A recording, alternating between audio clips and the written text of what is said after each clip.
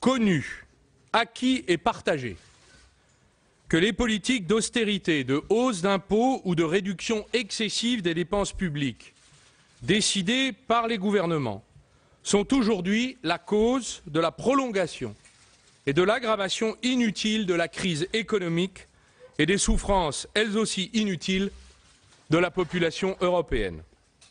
Aujourd'hui, le monde entier nous presse, nous supplie même, de faire cesser ces politiques d'austérité absurdes qui continuent d'enfoncer la zone euro dans la récession et bientôt dans la déflation.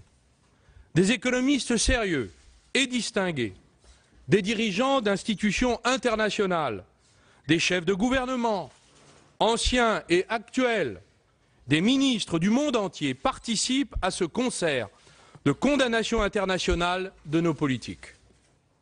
Ces erreurs, ces obstinations erronées, cet entêtement absurde a ouvert dans de nombreux pays européens des questionnements, des débats, ainsi que l'expression, y compris à l'intérieur des parlements et des gouvernements, des désaccords. Ma lourde responsabilité comme ministre de l'économie est de chercher et de dire la vérité, de constater avec l'honnêteté attachée à l'exercice de hautes fonctions comme la mienne, que non seulement ces politiques d'austérité ne marchent pas, mais qu'en plus d'être inefficaces, elles sont injustes. En effet, sans croissance, les politiques de réduction des déficits aboutissent précisément à la non-réduction des déficits et sont donc une absurdité financière, car en plombant la croissance, elles empêchent par la chute de l'activité la réalisation de leurs propres objectifs. Il faut donc avoir le courage intellectuel et politique de dire que les politiques d'austérité aggravent les déficits là où elles devraient précisément les réduire. Mais en plus d'être sans effet, elles sont injustes car elles frappent les classes populaires et moyennes sous forme de hausses d'impôts qui n'ont pas pourtant de responsabilité dans la crise, plombent leur pouvoir d'achat et les jettent dans le rejet de leurs dirigeants politiques, de la construction européenne et dans les bras des partis extrémistes destructeurs de notre République. Car poursuivre et s'entêter dans cette voie conduirait assurément à mettre en risque la République, sa solidité et son devenir. Ma particulière responsabilité, comme ministre de l'économie, est de proposer donc des solutions alternatives. Oui, il existe un autre chemin, d'autres choix possibles pour la France et pour l'Europe. Voici 2 années durant, je me suis battu pour convaincre inlassablement. J'ai adressé au chef de l'exécutif des notes, des lettres, accompagnées d'expressions privées et publiques, pour tenter de convaincre et adjurer le président de la République de refuser pour notre pays les mesures excessives qui risquaient d'abîmer et d'affaisser notre économie. Aujourd'hui, si je n'ai pas réussi à convaincre, les résultats sont là. Les faits économiques sont têtus et probants. La France est à l'arrêt et le chômage continue sa dangereuse progression pendant que partout ailleurs, hors d'Europe, il baisse et pendant que l'activité dans ces autres pays, de la croissance de l'activité économique progresse spectaculairement.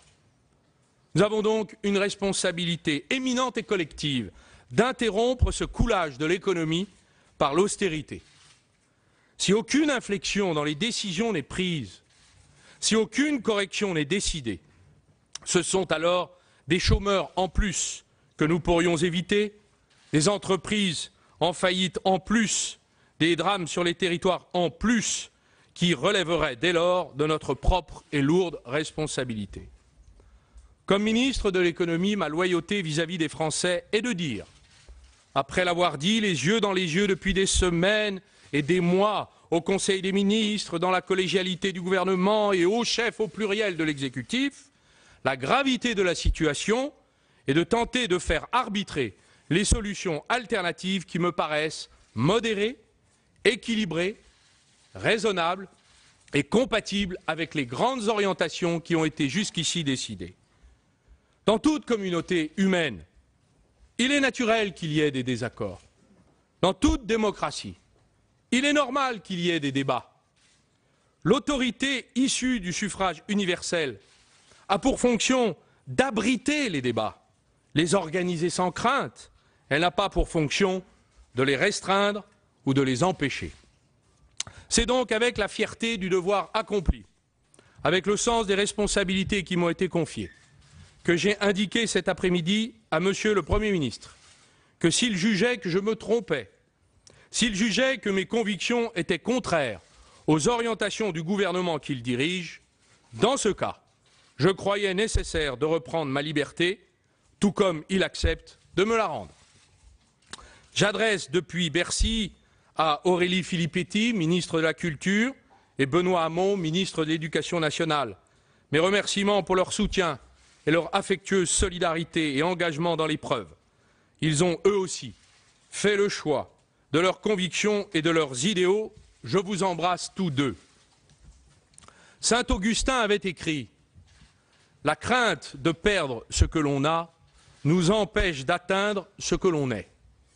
Pour ma part, je n'ai jamais ressenti la moindre crainte à défendre mes convictions d'homme engagé, même sous le costume ministériel, et je crois avoir simplement lutté pour être resté fidèle à ce que je suis, à ce que je crois, et aux Français qui m'ont adressé leur confiance. Que vais-je faire de cette liberté retrouvée? Je vais prendre exemple sur Cincinnatus, ce général romain qui préféra quitter le pouvoir pour retourner à ses champs et à ses charrues. Je vais, puisque je n'ai pas de mandat et ne m'apprête pas à en solliciter d'autres, retourner travailler parmi les Français comme eux et continuer à défendre là où je serai, là où je me trouverai, ce que je crois être juste pour la France. L'une des grandes causes nationales pour laquelle je continuerai à militer au quotidien, vous vous en doutez, parmi les Français, ce sera bien sûr le Made in France. Vive le redressement productif de l'économie française, vive la République et vive la France.